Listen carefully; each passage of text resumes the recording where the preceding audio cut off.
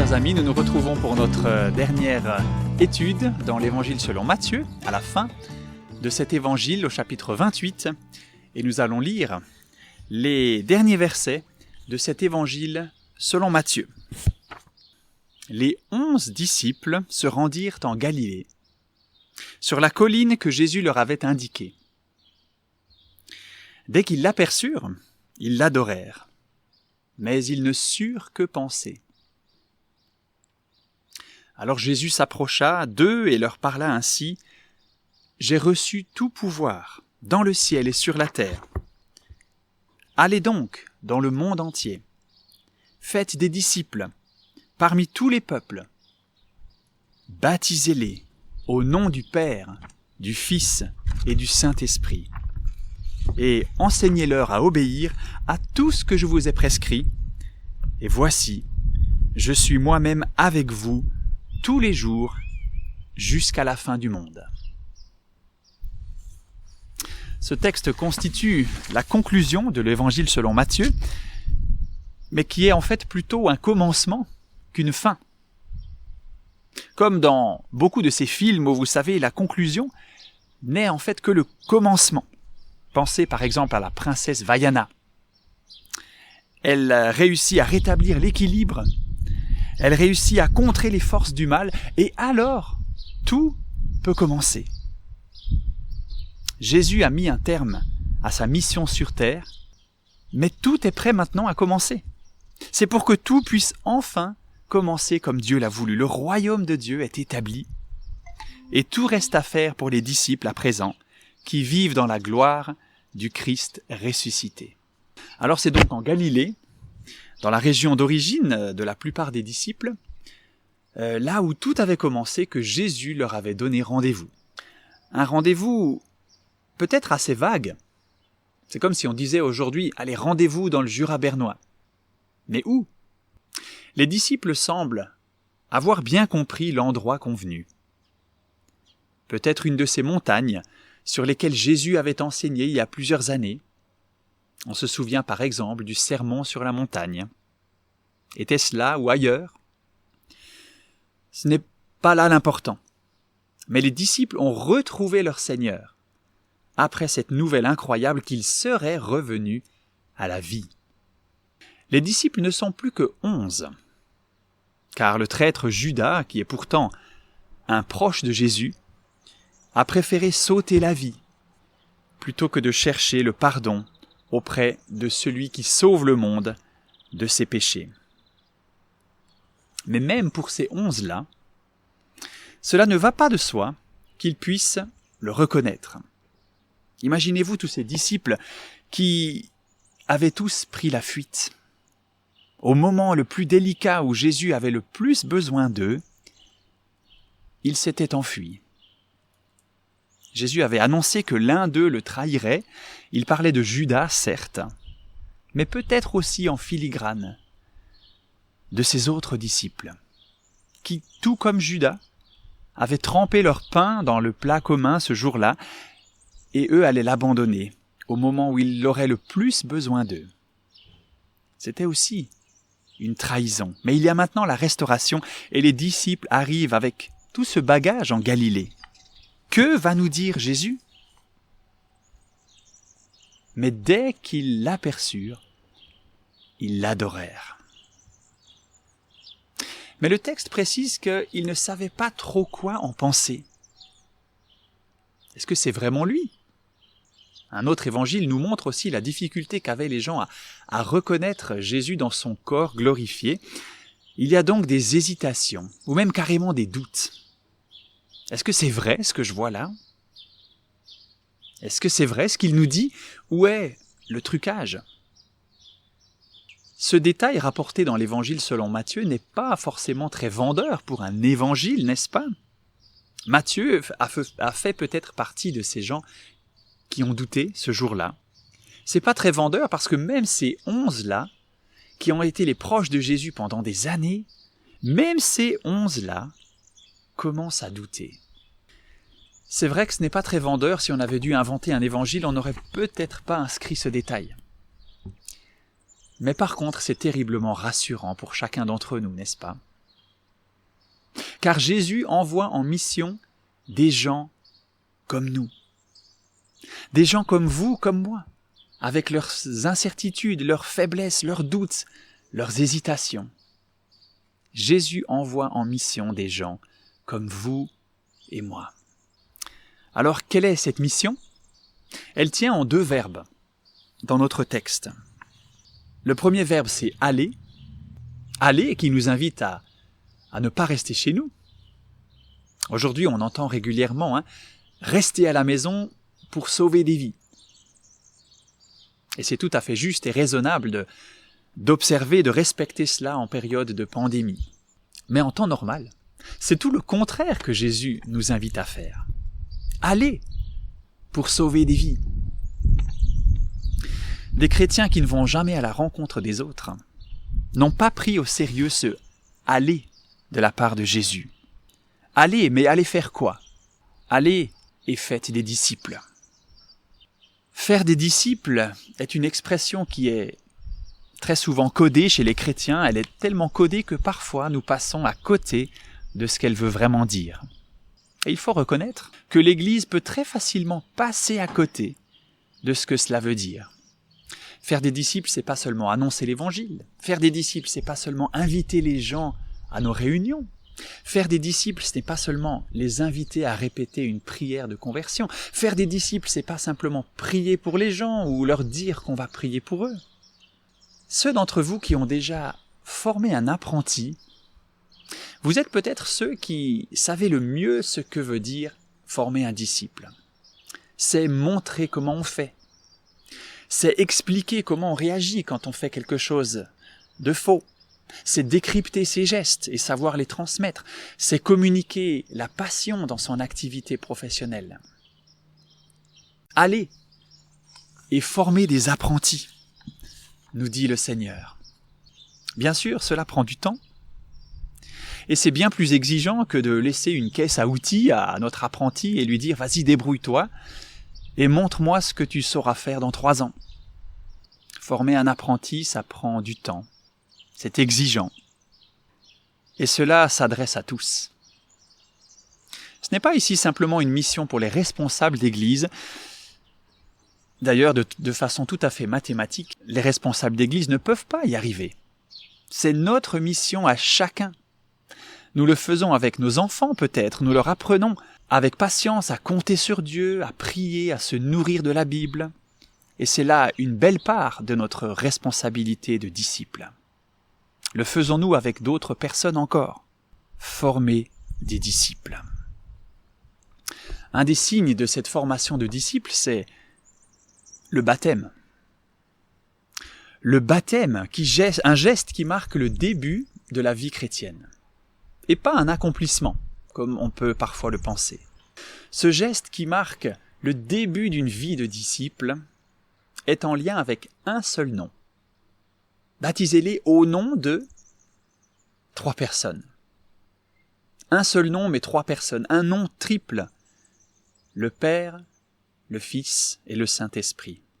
Ces mêmes 3 personnes qui étaient présentes lors du baptême de Jésus deviennent tout à coup présentes dans votre vie de disciple.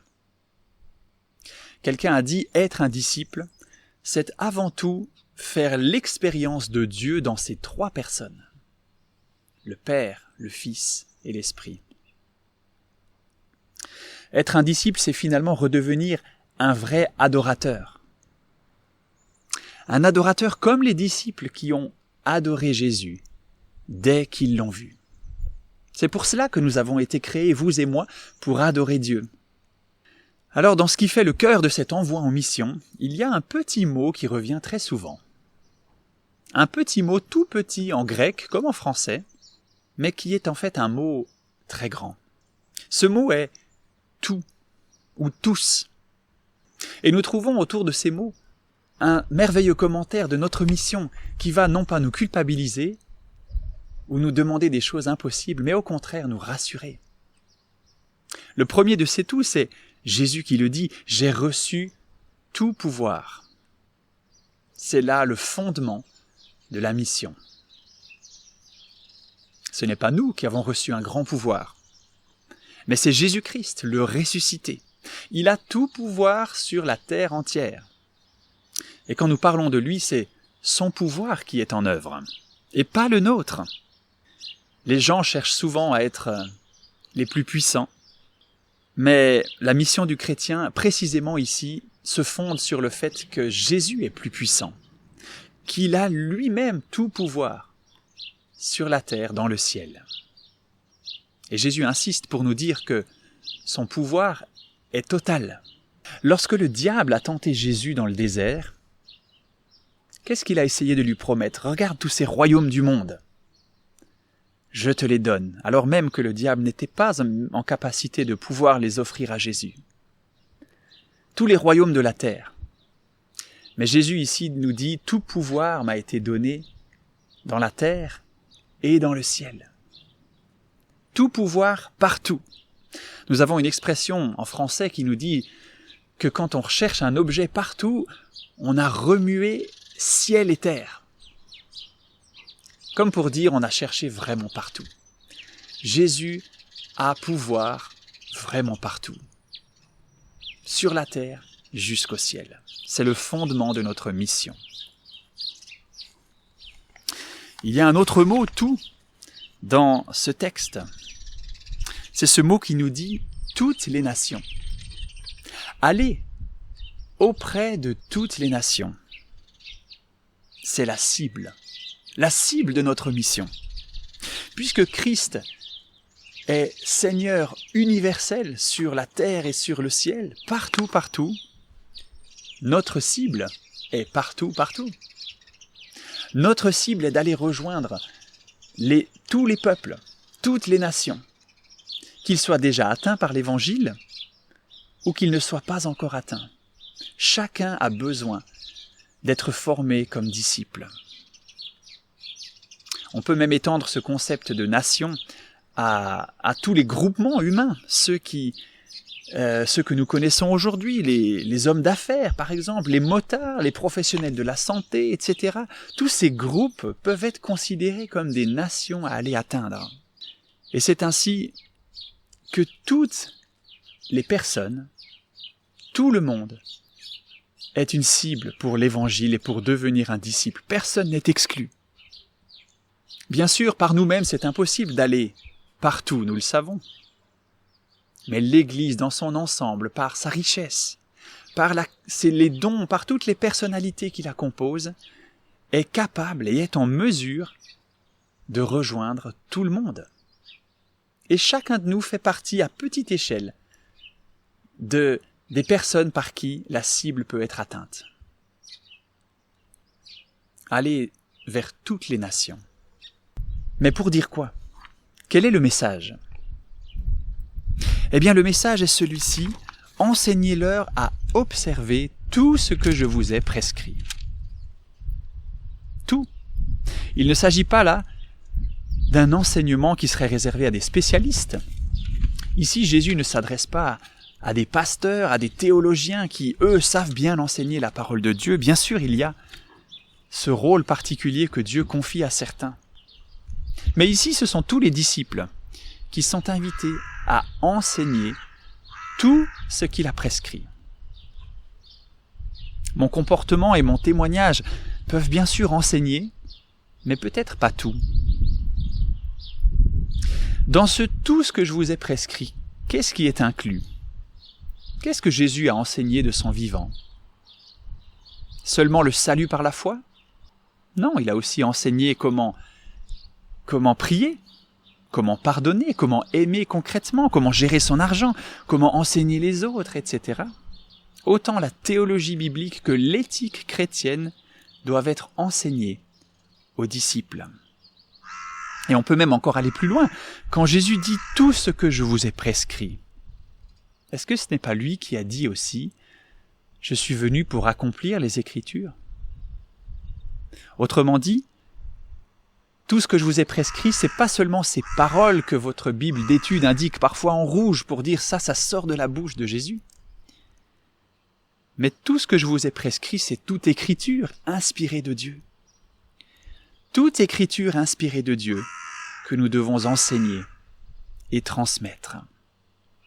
Enseigner fidèlement toutes les Écritures, pas seulement les portions qui nous plaisent ou qui sont les plus faciles. C'est tout le contraire d'ailleurs de l'envoi en mission de Pilate que l'on lit un petit peu plus haut. Pilate, qu'est-ce qu'il dit ? Allez ! Allez ! Mais gardez vous-même ce tombeau, gardez-le fermé. Et puis on voit plus tard qu'ils ont scellé la pierre. Les adversaires de Jésus ont voulu confiner Jésus avec une mission particulière, le confiner dans un tombeau, en fermant la porte. Mais la mission du disciple est d'ouvrir la porte de son cœur pour enseigner et en faire sortir le message. Remarquons encore une chose, c'est qu'il ne s'agit pas d'enseigner tout ce que Jésus a transmis, mais d'enseigner à observer tout ce que Jésus a transmis. C'est l'observation qui est importante, autrement dit l'obéissance, mettre en pratique. Et les meilleurs élèves disciples sont ceux qui arrivent jusqu'à la mise en pratique. Sinon, le disciple en question devient un fou qui construit sa maison sur le sable. Sa ruine sera grande quand la tempête viendra. Et voilà le message, c'est celui de toutes les Écritures. Il y a encore un tout dans ce texte de Jésus, et c'est sa dernière parole au verset 20. Je suis moi-même avec vous tous les jours, jusqu'à la fin du monde. Tous les jours, jusqu'à la fin du monde. Quelle promesse plus puissante que celle-ci, les amis. Personne de nous ne peut promettre cela de façon absolue. Johnny Hallyday a bien chanté « Il y a longtemps, je serai là ». Et pourtant, il n'est plus là aujourd'hui.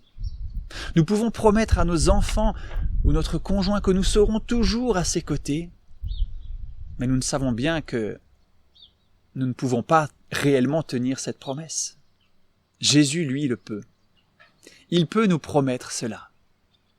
Il est celui qui est ressuscité, qui est vivant à la droite du Père, vivant pour toujours. Jésus est avec nous tous les jours jusqu'à la fin du monde. Et ça ne veut pas dire que à cette fin du monde, Jésus ne sera plus là, bien au contraire. Il sera encore et toujours et encore plus avec nous. Bien sûr, Jésus n'est pas avec nous comme il l'a été avec ses disciples. Nous ne pouvons pas le voir, le toucher, partager un repas avec lui. Et même ses disciples, à ce moment-là, ne comprenaient pas tellement bien comment Jésus pouvait leur dire « Je serai avec vous tous les jours » alors qu'il montait au ciel. Mais Jésus leur avait expliqué. Sa présence se manifeste dans la personne de l'Esprit Saint, qui rend Dieu vivant en nous, en vous. Encore mieux que de voir Jésus en vrai pendant quelques années. Jésus est celui qui avait été annoncé dès le début de l'évangile de Matthieu. Voici la Vierge sera enceinte, elle enfantera un fils et lui donnera le nom d'Emmanuel, ce qui signifie Dieu avec nous. Cet envoi en mission, bien souvent, nous fait culpabiliser, comme je le disais tout à l'heure. Nous réalisons que nous ne sommes pas à la hauteur, que nous aimerions témoigner plus, être de meilleurs enseignants, mieux étudier la parole de Dieu, plus prier encore pour les nations qui ne connaissent pas le Seigneur. Mais ce texte n'est pas là pour culpabiliser. Pensez-vous que Jésus, avant de monter au ciel, ait choisi exprès une parole pour ses disciples pour les culpabiliser et les décourager ? Bien au contraire. C'est une motivation puissante à voir en Jésus notre ami fidèle, à voir qu'il a tout pouvoir pour accomplir cette mission au travers de nous, à voir qu'il est avec nous tous les jours jusqu'à la fin du monde. Alors, chers disciples de Jésus-Christ, merci d'avoir suivi avec nous cette série d'études bibliques. Nous espérons que vous aurez été encouragés, stimulés dans votre foi, que cet évangile puisse vivre en vous, afin d'être des disciples de Jésus-Christ, de vrais adorateurs. Amen.